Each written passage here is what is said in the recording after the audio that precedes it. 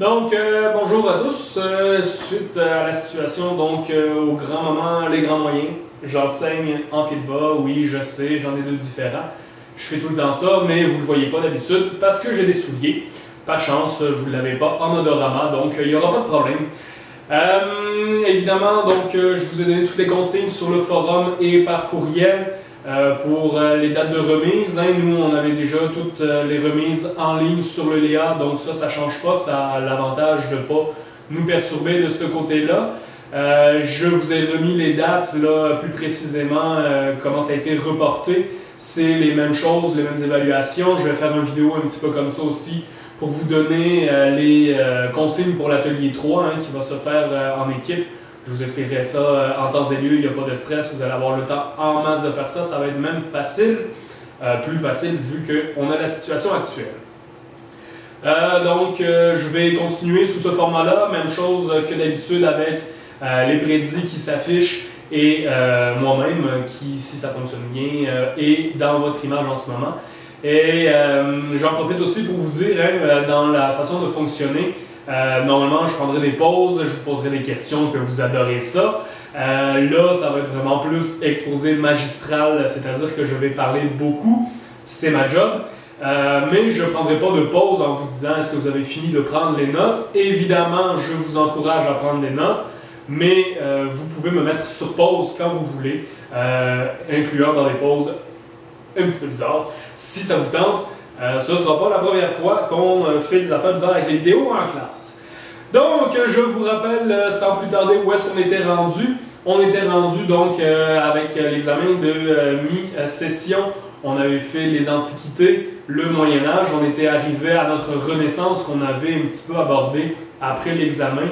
La mise en contexte, l'invention de l'imprimerie Gutenberg, l'omniprésence de la religion catholique, parce que la religion catholique, qui est la seule instance qui va, à travers le temps, réussir à durer pendant tout le Moyen-Âge, à la chute de l'Empire romain, c'est la seule stabilité dans la société. Et donc, rendu à notre Renaissance, quelques 600 ans à peu près plus tard, c'est vraiment une organisation qui est excessivement puissante.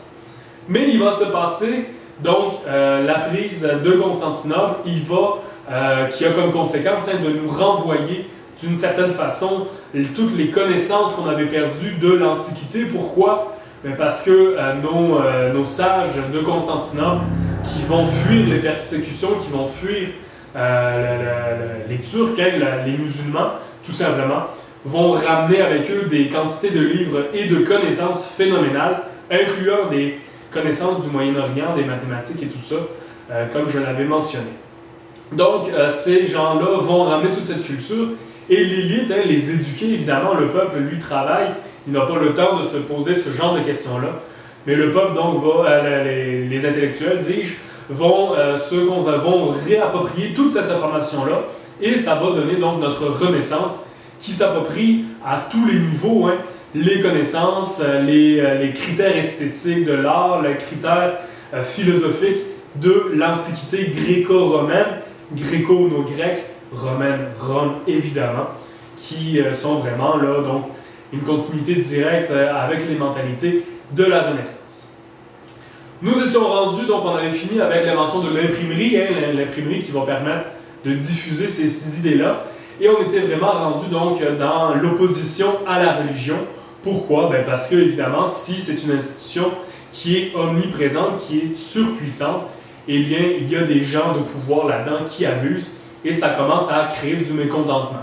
Chez qui donc? Chez nos humanistes, qui, oui, eux, vont proposer des réformes à l'Église, qui sont externes, ce ne sont pas des religieux, même si ce sont des croyants. À l'époque, il fallait être croyant, même si ce n'était pas forcément vrai, ça, on ne le saura jamais, mais il fallait être croyant sur la place publique, sinon on était vraiment très mal vu. Certains vont l'assumer, mais très peu. Il va y avoir aussi des propositions de réforme, et c'est plutôt ça qui nous intéresse, à l'intérieur même de l'Église catholique. Donc, pourquoi les réformes? Eh bien, parce qu'on reproche une chose principalement à l'Église, en fait, c'est de s'intéresser à la réalité matérielle, à s'intéresser au pouvoir, ce qu'on appelle le pouvoir temporel, le pouvoir ici-bas, sur la terre. C'est vraiment pas du tout ce qu'elle est supposée faire. mais évidemment avec le pouvoir, avec les abbayes qui ont du terrain, qui font travailler des gens, avec tout l'argent qui est accumulé. Je vous avais montré des images de ces églises absolument somptueuses, avec des feuilles d'or qui recouvrent les statues et tout ça. C'est plaqué, c'est mince, mais quand même, c'est impressionnant. Donc, on va leur reprocher principalement de chercher à s'enrichir et à chercher le pouvoir temporel plutôt que de se soucier de leur mission première, qui est de sauver les âmes. Le but de la religion, le but des religieux, normalement, c'est de sauver les âmes des péchés et de la vie sur terre pour leur assurer une place au paradis après leur mort. Eh bien, les humanistes, entre autres, pensent que les religieux ne font plus ça, plus assez ça. Une chose qui va vraiment faire déborder le vase, c'est en 1515, la date n'est pas importante plus que ça, c'est encore une fois pour vous donner des jalons, vu qu'on survole des siècles et des siècles, amen. C'est juste pour vous situer où est-ce qu'on est rendu là. Ce qui va vraiment être la goutte d'eau, donc, c'est l'invention, c'est pas une invention, en fait, c'est plus le fait que les indulgences vont devenir autorisées par le pape lui-même. Le pape, qui est le chef de l'Église catholique, va permettre ça. Les indulgences, ce que c'est tout simplement, en fait, de donner de l'argent pour racheter un péché. C'est-à-dire que si je suis un homme très riche, un marchand à l'époque, on a vu la révolution économique à la fin du Moyen-Âge, qui a fait une fortune, eh bien, je peux, c'est un exemple, aller volontairement tuer quelqu'un, aller ensuite, par la suite, aller à l'église voir mon prêtre ou aller voir le cardinal, peu importe à qui j'ai accès, et lui dire donc, mon père, pardonnez-moi, j'ai péché, voici tant d'argent, et en échange de quoi, donc, on recevait de la part du religieux une lettre qui nous disait « Votre péché est pardonné ». Donc ça, c'est la preuve exacte qu'il n'y a absolument pas de cohérence entre sauver les âmes et ne pas s'intéresser à la vie terrestre. Pourquoi? Parce que ces indulgences-là vont être un moyen pour les religieux d'avoir de l'argent à profusion. C'est pas pour rien non plus que le pape invente ces indulgences-là. On a vu quelques exemples d'églises. On a le gothique flamboyant, qui est une sorte d'architecture qui sont vraiment ces églises surchargées de sculptures, de pierreries et de scènes de la religion, parce que les gens ne savaient pas lire, fait qu'on les éduquait à travers les images. Mais ce sont des images et des lieux excessivement riches qui coûtent excessivement cher à produire. Et donc le pape trouve un moyen en fait de financer la construction à travers ces indulgences-là. Mais pour donc certains religieux des plus bas échelons et pour les humanistes, c'est absolument incohérent. C'est une honte que la religion fasse ça. Je vous mets ici une petite vidéo, je ne vous fais pas d'extrait, je vous laisse aller l'écouter par vous-même. Comme d'habitude, vous allez cliquer sur le lien du prédit, vous allez jusque-là, vous cliquez sur l'image, c'est un film qui va jouer. Je vous l'ai dit, c'est pas parce qu'on vieillit qu'on n'a pas le droit de garder notre cœur d'enfant. Donc c'est un petit dessin animé fait à partir de Lego, j'adore ça, c'est beaucoup de travail. Prendre une photo, bouger le personnage, prendre une photo, du stop motion. Donc c'est très très bien fait, c'est la vie de Martin Luther, justement le prêtre qui va remettre en question tout cet ordre religieux-là. C'est très divertissant. Par la même occasion, je vous laisse si ça vous tente, c'est pas une obligation. Donc cette réforme, cette première réforme, parce qu'il y a plusieurs réformes, va nous venir la première d'un simple prêtre, si j'ose dire, Martin Luther, qui va proposer une réforme de l'Église. Il ne propose pas de créer une nouvelle Église, il ne propose pas de se détacher, de devenir le nouveau pape, rien de tout ça.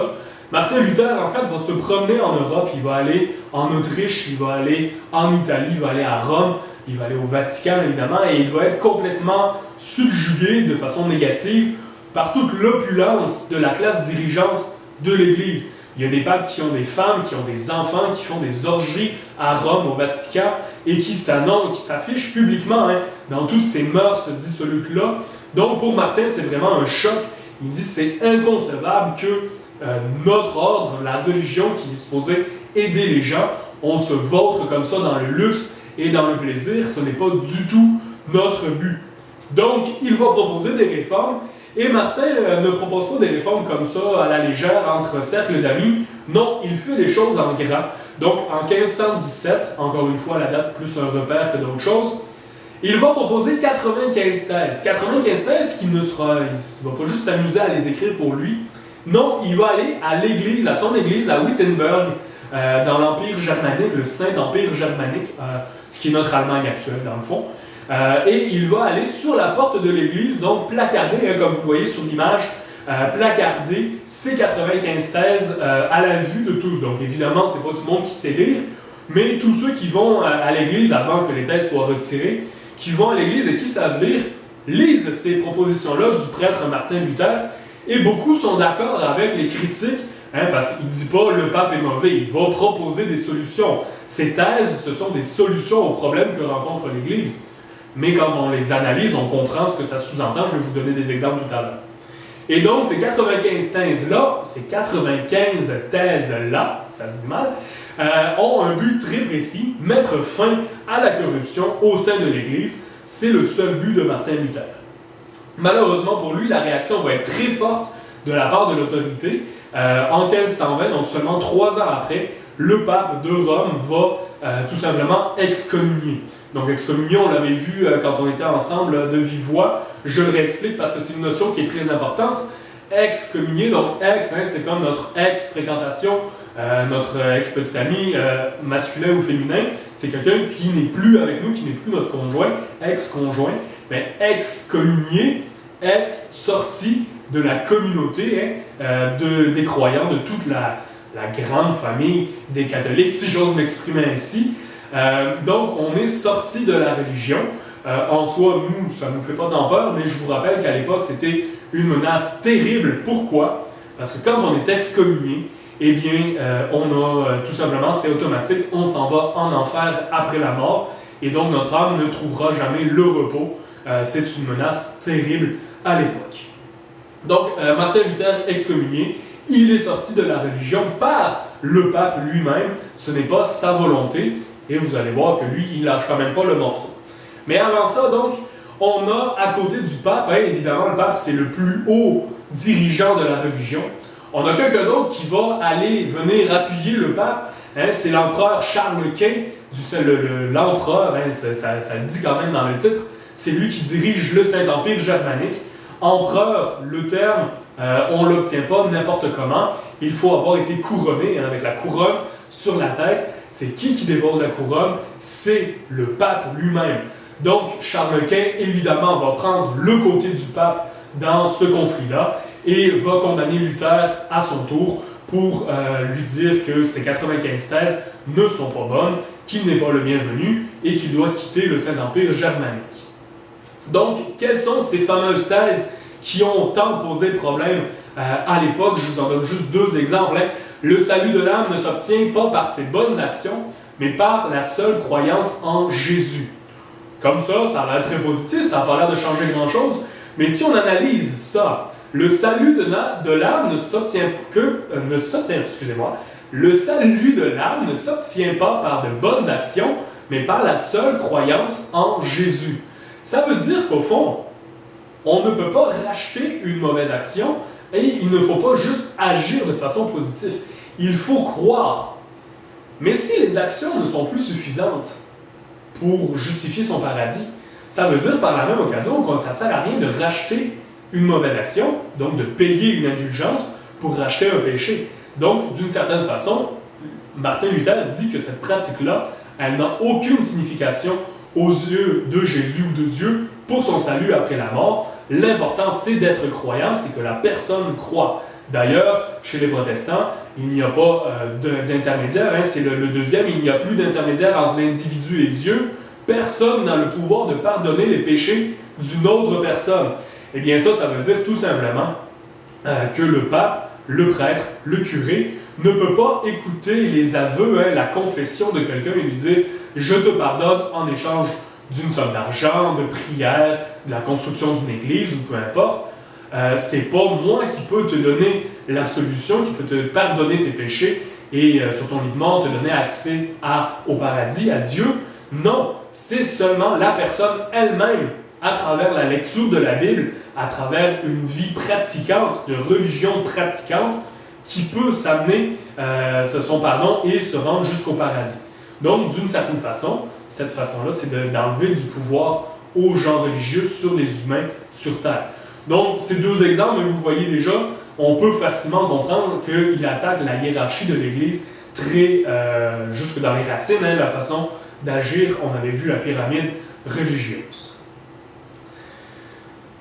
Il y a évidemment donc l'empereur, il y a le pape qui vient d'excommunier Martin Luther, mais il n'y a pas juste des gens qui sont contre lui, parce que ces attaques-là, elles sont soutenues, oui, par des humanistes, mais elles sont soutenues aussi par une bonne partie de la population, une certaine partie de la population, parce que les pauvres gens, ils n'ont plus besoin de payer à l'Église, ils ont juste besoin d'être croyants chez eux et de pratiquer leur religion pour avoir accès au paradis. Ça les libère d'une charge financière, c'est aussi pratique que ça au quotidien.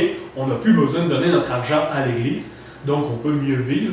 Il y a beaucoup de gens qui vont prendre le côté de Martin Luther et qui sont d'accord aussi sur les aspects de croyance pure et simple, mais donc ces gens-là vont s'opposer au jugement de Charles Quint, ces Allemands-là, ces Germains-là, vont s'opposer au jugement de Charles Quint, et ils vont le faire comment? Ils vont le faire en protestant. En protestant, c'est quoi? C'est tout simplement une manifestation. Ils descendent dans les rues avec des torches et ils se mettent à scander « Martin Luther a raison, on est d'accord avec lui, arrêtez de le persécuter, arrêtez de lui demander de partir » et tout ça. Et donc, ces protestations-là vont donner le nom à cette nouvelle religion, la religion protestante. Donc, la religion luthérienne ou protestante, c'est la même chose de nos jours. Ça, c'est une date qu'il faut prendre. J'essaie de vous en donner quelques-unes qui sont plus clés. Ça, c'est une date clé quand même. 1530, rupture des deux églises. Martin Luther, qui n'avait aucunement l'intention de quitter l'Église catholique et le pape, est obligé donc de créer vraiment une Église parallèle avec sa propre hiérarchie. Une Église qui est encore très active de nos jours d'ailleurs. Les protestants, ce sont ceux que vous voyez par exemple mariés avec des enfants. Ils ont le droit à la vie de couple. C'est vraiment une approche qui est plus directe de l'homme à Dieu à travers la Bible et non plus par tout l'entremain de la hiérarchie catholique. Et donc c'est très très très répandu un petit peu partout dans le monde encore aujourd'hui. J'ai parlé des réformes. Pourquoi les réformes? Eh bien parce qu'après Luther, il va y avoir deux réformes qui vont lui suivre. Premièrement, la réforme anglicane. La réforme anglicane, comme elle le dit dans le nom, anglican, anglais, les Angles, tout ce peuple donc de l'Angleterre. Et ils vont suivre le roi Henri VIII. Pourquoi le roi Henri VIII va créer une nouvelle religion? Pas juste parce que ça lui tente, en fait oui, mais il y a une raison logique en arrière de tout ça. C'est que Henri VIII veut un descendant. À l'époque, pour les rois et les reines, évidemment, le plus important, c'est d'avoir un descendant mâle, un garçon, pour pouvoir reprendre la couronne par la suite, que ça reste dans la famille. On ne va pas partager le pouvoir, comme toujours. Les humains sont toujours pareils. Donc, Henri VIII veut un descendant mâle, il n'en a pas, et il veut divorcer de sa femme, mais parce qu'elle n'a pas d'enfant, et on pense que c'est la femme à l'époque qui est le responsable de ça, évidemment. Mais le problème, c'est que le pape va lui refuser. Pourquoi?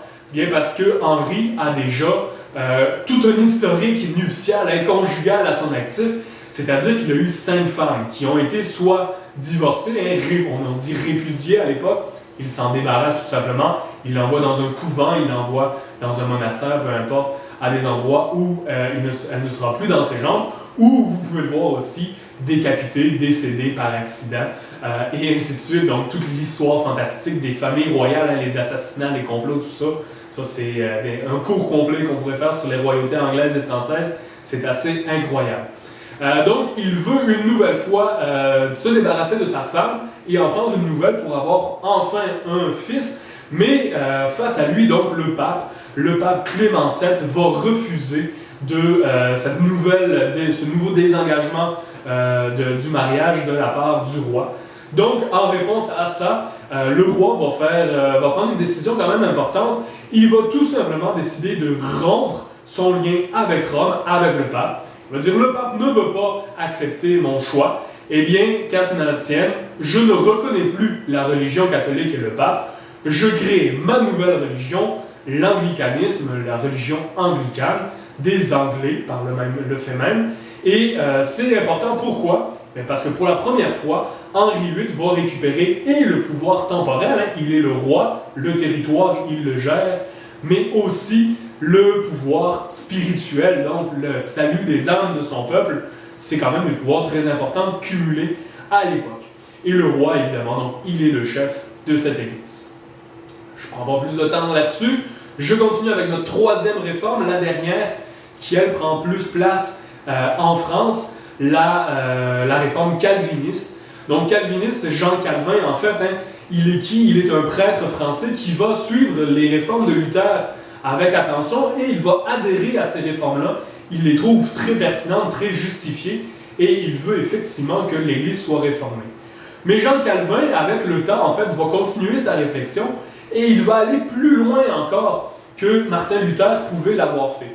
C'est-à-dire que Jean Calvin va amener une nouvelle notion dans sa mentalité, c'est-à-dire que les hommes sont prédestinés à la naissance. Dieu a déjà décidé si on allait être une bonne personne et donc tout au long de notre vie faire des bonnes actions, majoritairement, ou Dieu a déjà décidé que nous irions en enfer et donc, de ce fait même, toute notre vie, nous allons commettre des mauvaises actions, des péchés de quelconque façon qui vont nous emmener en enfer.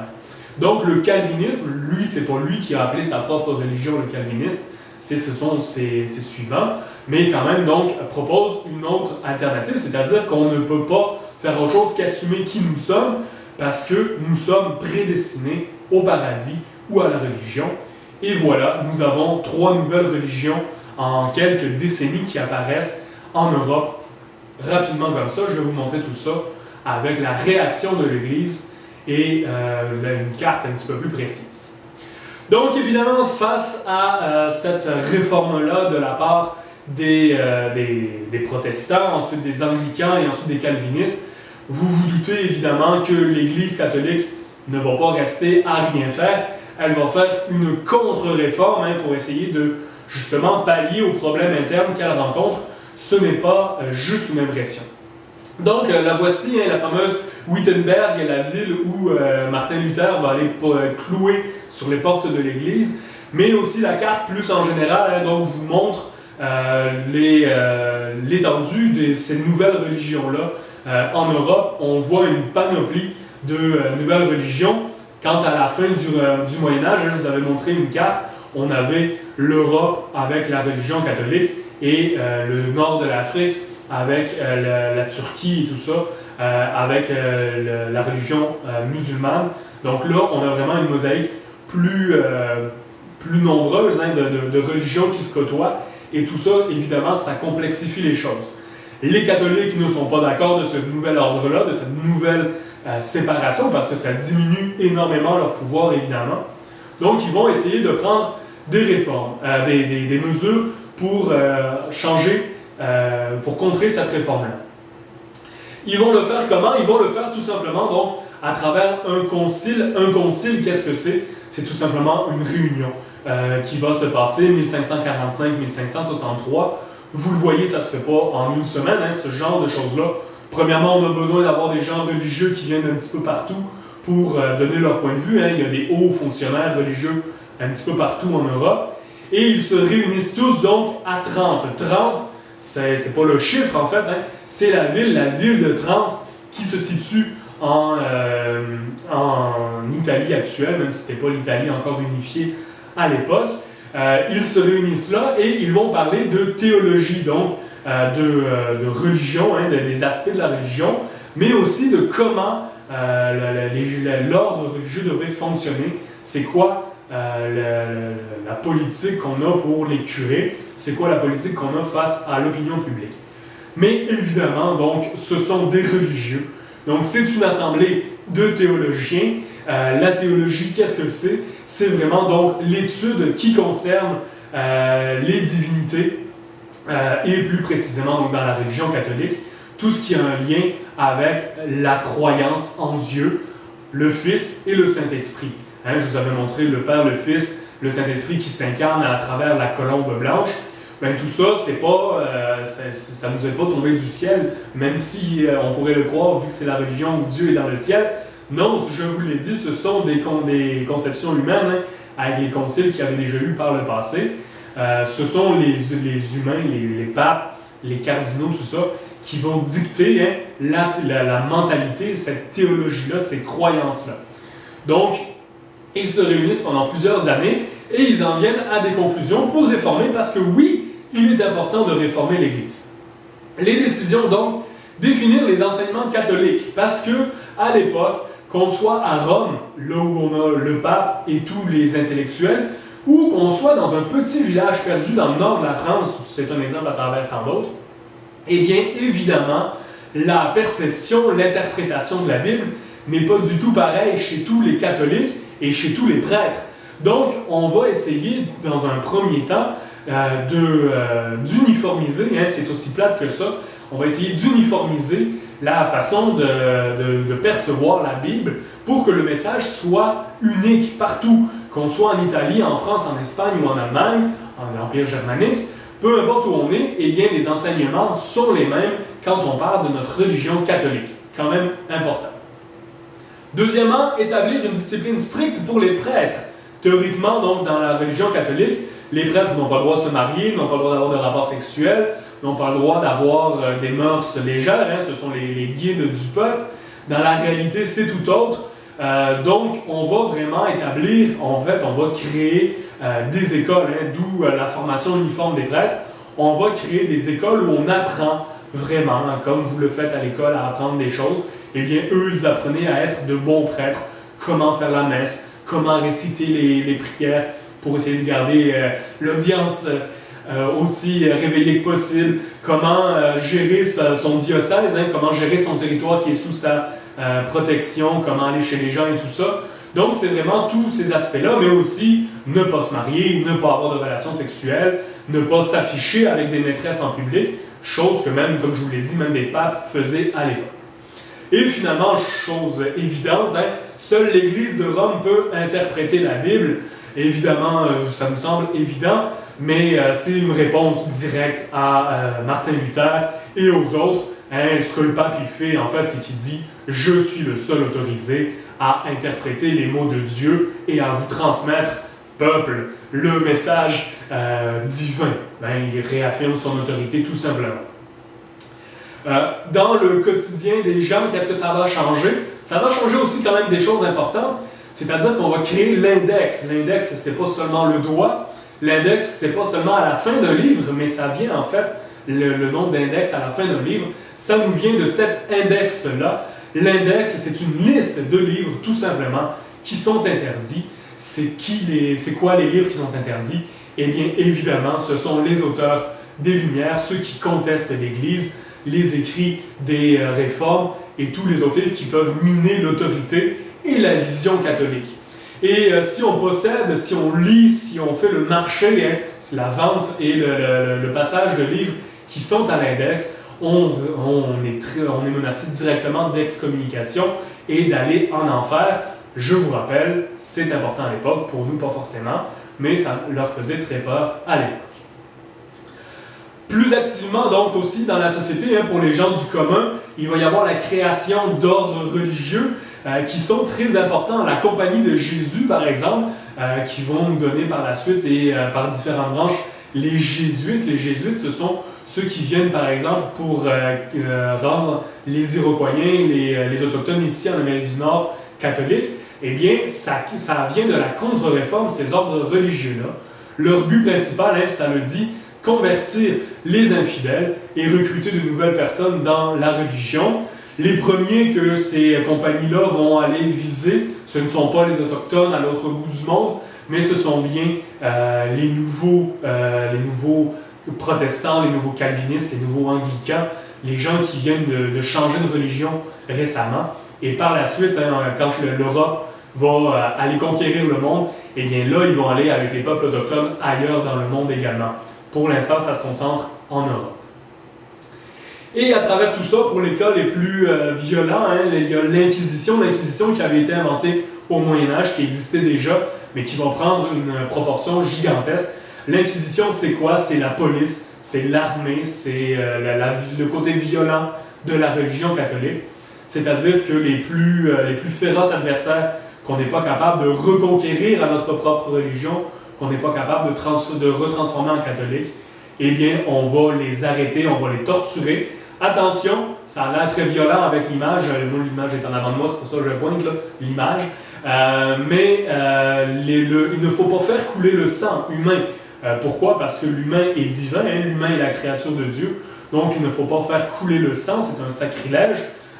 Les tortures sont très pensées, sont très raffinées, si j'ose m'exprimer ainsi. Elles sont très diversifiées, mais jamais le sang ne va couler. Donc, suspendu par les pieds pour que le sang nous monte à la tête, et ainsi de suite pendant des heures. Ce que vous ne voyez pas hein, en arrière pendant le Moyen-Âge, c'est quelqu'un qui verse de l'eau avec un entonnoir dans la bouche de quelqu'un qui est attaché sur une table.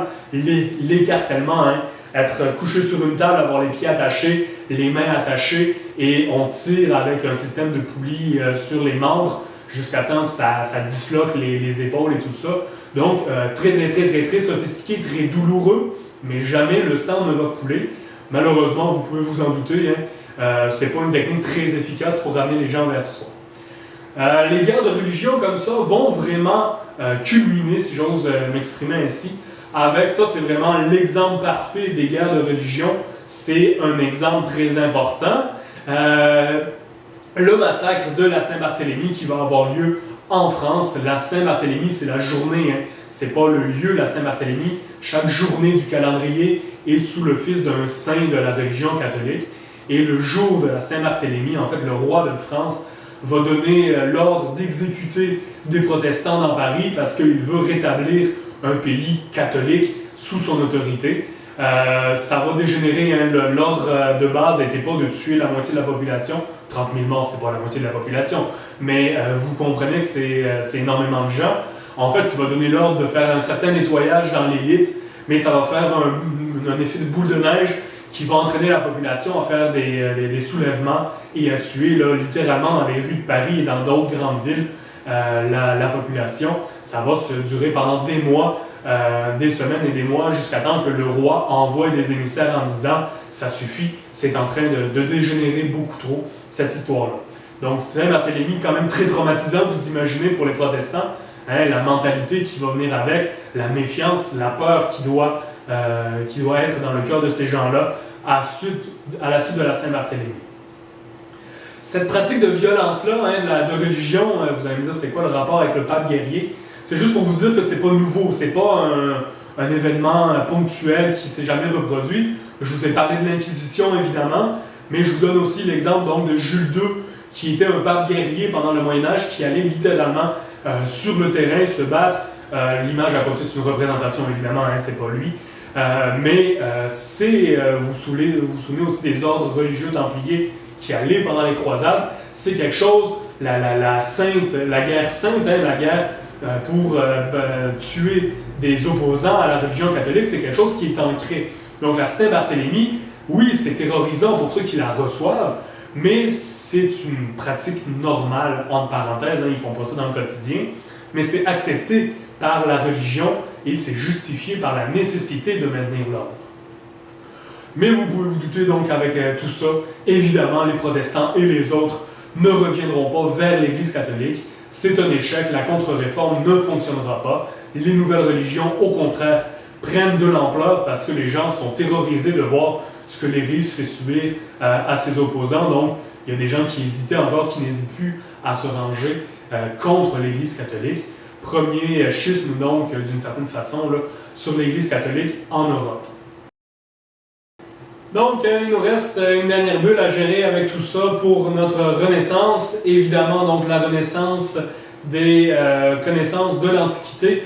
À travers tout ce remue-ménage-là de la religion, eh bien, on a aussi quand même des avancées assez spectaculaires au niveau des sciences et des arts. Je vous en donne quelques exemples en rafale pour vous donner une idée. Donc, premièrement, hein, on avait commencé la Renaissance avec ça, hein, ce concept du géocentrisme, Dieu et la créature, l'humain est la créature de Dieu, donc il est l'être parfait dans l'univers, l'être parfait est donc au centre de l'univers, et l'humain, s'il est sur la Terre est donc au centre de l'univers. Ça va de soi pour la religion à l'époque. Eh bien, on a vu avec les observations astronomiques, avec différents scientifiques, hein, Copernic, Galilée, Kepler et ainsi de suite, on a vu que cette mentalité donc va évoluer au fur et à mesure où on observe l'espace. Hein, on a les moyens technologiques de le faire. Et chez les scientifiques, évidemment, pas dans toutes les sphères de la société, mais on va petit à petit donc laisser faire, mettre de côté le géocentrisme pour adopter l'héliocentrisme, hein, le Soleil qui est au centre de notre système, avec les planètes qui tournent autour, et ce que Kepler va rajouter tourne autour en ellipse, hein, pas en rond parfait comme c'est illustré sur l'image, mais bien en ellipse autour du Soleil. Donc déjà, une grosse révolution dans la conception du monde, hein, ça fait en sorte que l'humain n'est plus au centre de l'univers. Déjà là, c'est une révolution au niveau des mentalités. Autre chose qui va évoluer grandement, effectivement, donc c'est la médecine avec André Vessal. André Vessal qui est vraiment là, une révolution. Pourquoi? Eh bien parce que la religion à l'époque interdit de disséquer un cadavre. La raison elle est bien simple. On n'a pas le droit, hein, quand on torture les humains pendant l'Inquisition, de faire couler le sang. Eh bien, c'est la même chose sur un cadavre. Il ne faut pas souiller un cadavre, il faut le laisser tel quel pour que son âme puisse aller au paradis. Il faut que le cadavre soit, le corps inanimé, soit inhumé en terre selon les préceptes de l'Église. Et ça, c'est vraiment quelque chose donc, qui est interdit par la religion de toucher à des cadavres. André Vessal va le faire de façon cachée, évidemment, de nuit dans des locaux aménagés pour ça. Mais il va disséquer des cadavres et il va aller plus loin grâce à l'imprimerie. Une fois de plus, hein, on l'a dit, l'imprimerie est vraiment au centre de la Renaissance. Eh bien, en 1543, il va publier un ouvrage d'anatomie. Il n'est pas le seul, mais il est celui qu'on a reconnu le plus à cause de cet ouvrage, justement, où il présente le corps humain en détail, pour l'époque, évidemment. Mais les connaissances ont grandement évolué grâce à lui. La compréhension, hein, des organes, chose qui avait été perdue avec le temps, on redécouvre la fonction de chacun des organes et leur rôle et leur endroit. Hein. Des fois, on pensait que le cœur ou le foie n'était pas à l'endroit où il est situé réellement dans le corps. Donc, ça va aussi loin que ça. S'il y en a qui un jour se redirigent vers une carrière de médecin, eh bien, les racines de la médecine moderne, lointaines évidemment, mais se retrouvent en André Vessal, quand même révolution très importante au niveau de la médecine à l'époque. Des noms que vous connaissez peut-être parce que vous les avez connus dans votre parcours académique probablement, si vous avez eu vos cours de philosophie à l'école, au cégep, hein, ou si avant dans les autres cours que vous avez eus, par exemple Descartes, hein, au niveau des mathématiques, c'est quelqu'un qui est souvent abordé par les profs de mathématiques. Blaise Pascal aussi, mais lui c'est plus au niveau de la philosophie. Blaise Pascal qui est religieux, hein, qui est croyant, mais qui va donc s'interroger sur la place de l'homme avec ce nouveau concept de liberté et par observation, hein, toutes ces valeurs propres aux humanistes. Donc ce sont des figures emblématiques, mais celles qui sont les plus connues vont vraiment transcender les âges, on les connaît encore aujourd'hui. C'est vraiment des gens qui vont toucher à tous les aspects de la culture de la Renaissance. Ce sont des hommes universels d'une certaine façon, on pourrait dire. Évidemment, à l'époque, connaître toutes les mathématiques, c'est pas connaître toutes les mathématiques aujourd'hui. Les connaissances étaient beaucoup moins poussées. Mais ces hommes-là donc vont toucher à toutes les formes d'art, le dessin, la sculpture, la musique et ainsi de suite, en reprenant évidemment les canons de beauté de l'Antiquité. Et on va aller plus loin grâce aux mathématiciens que je vous ai présentés et à des hommes de génie aussi qui vont faire leur marque. On va retrouver dans les arts donc des techniques qui étaient perdues. Le 3D, hein, par exemple, la perspective, la profondeur, va regagner va revenir dans l'art grâce à ces hommes-là. Le plus illustre, évidemment, je ne peux pas passer à côté, c'est Léonard de Vinci, hein, Da Vinci Code avec Dan Brown, tout ça, encore aujourd'hui. Il est très très important, très très connu. Donc, Léonard de Vinci qui touche vraiment à tout. Il est connu pour ses sculptures comme le cheval de bronze qui orne encore, c'est à Venise si je me souviens bien, dans les rues là, en avant d'un château. La peinture la plus visitée, la plus vue au monde au Louvre à Paris, excusez-moi, la Joconde, encore une fois de la main de Léonard de Vinci. Le fond d'écran, hein, qui n'était pas juste gratuit, mais donc Léonard de Vinci va s'intéresser également à la médecine, l'homme de Vitruve, hein, le dessin du corps humain avec différentes perspectives. qu'on peut retrouver aussi loin que les Simpsons, hein, avec Homer qui est dans la même position dans un des épisodes. Donc, vous le voyez, il y a quelqu'un qui est encore très présent. Et aussi qui va s'intéresser, par exemple, à la guerre. On lui doit, mais sur papier seulement, l'invention du tank, le tank moderne. Hein. Lui, évidemment, il était en bois, mais cette espèce de carapace de tortue protégée qui était capable, qui avait un pouvoir de feu. Hein. On a aussi les mousquets, les armes, les fusils qui font leur apparition à ce moment-là, depuis quelques temps maintenant, là, mais qui se modernisent. Donc, un homme vraiment touche à tout, un homme universel qu'on connaît encore énormément aujourd'hui. L'autre qui va marquer beaucoup son temps, mais qui est plus au niveau des arts, lui, c'est Michel-Ange. Michel-Ange avec donc sa peinture de la chapelle Sixtine, qui est vraiment une œuvre magistrale. Si vous avez la chance d'aller en Europe après le COVID, vous pourrez peut-être aller voir la chapelle Sixtine. C'est immense et ça a été peinturé pendant des années, couché sur un échafaud à l'envers, donc à des dizaines de mètres dans les airs. Et pourtant, le travail est sublime. Hein. En voici un exemple, mais je pense que c'est 7 portraits, 7 peintures gigantesques qui couvrent toutes les coupoles et tous les plafonds de la chapelle Sixtine. Une œuvre magistrale. Michel-Ange aussi, qui est connu pour ses sculptures, qui est un homme de référence, qui fait de la philosophie aussi à l'époque, bien que ces aspects-là soient moins restés dans sa postérité. Un géant. À l'époque, les deux hommes se côtoient à Florence. Ah, c'était à Florence, excusez-moi, le cheval de Léonard de Vinci, c'est à Florence, si je me souviens bien. Florence qui est vraiment l'épicentre, hein, je l'avais mentionné au début aussi, l'épicentre du début de la Renaissance, et ensuite ça va se propager dans les autres villes et autres pays qui entourent Florence. Claudio Monteverdi, lui, je vous en mets un extrait parce que je ne peux pas expliquer la musique, mais quand même.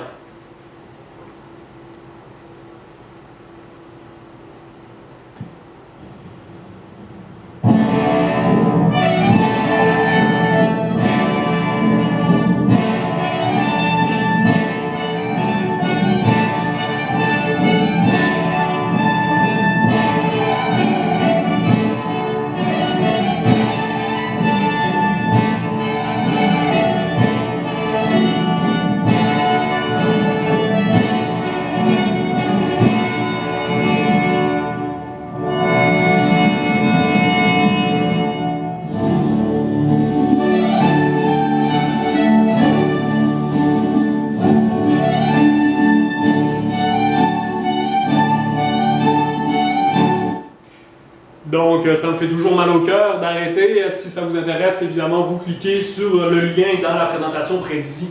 Comme d'habitude, vous aurez accès aux 5 minutes complets. Monteverdi, là, vraiment un représentant de son école à travers tant d'autres. Je continue, il m'en reste pas beaucoup. Donc, Andrea Palladio, vraiment un architecte, lui, qui fait juste de l'architecture durant sa vie. Et évidemment, un architecte, donc, à la Renaissance qui s'inspire de qui? Qui s'inspire de quoi? Et oui, même à la maison, je vous pose des questions, je ne vous lâcherai pas. Je vous donne même un indice, hein? Évidemment, donc, la Grèce antique, les colonnes, les statues, vous le voyez, et pourtant, c'est un ouvrage des années 1500-1600, je ne me souviens plus exactement cette maison-là spécifiquement, mais c'est une inspiration directe de l'Antiquité, c'est indéniable, on va retrouver ça dans tous les bâtiments publics de l'époque. Je vous ai mis également donc des petites images à la fin, là, un plan, un arbre, un schème de pensée, je ne me souviens plus comment ça s'appelle. Si vous êtes plus cartésien, ça vous aide souvent. Et je vous ai mis une petite ligne du temps aussi. Ce sont des choses que j'ai trouvées sur Alloprof. Même si c'est des dessins, c'est quand même assez précis pour trouver l'information. Donc, on va continuer avec le cours plus de cette semaine qui concerne les révolutions atlantiques. Les révolutions donc qui répondent, hein, qui arrivent suite à cette renaissance-là et au siècle des Lumières, la Révolution américaine et la Révolution française.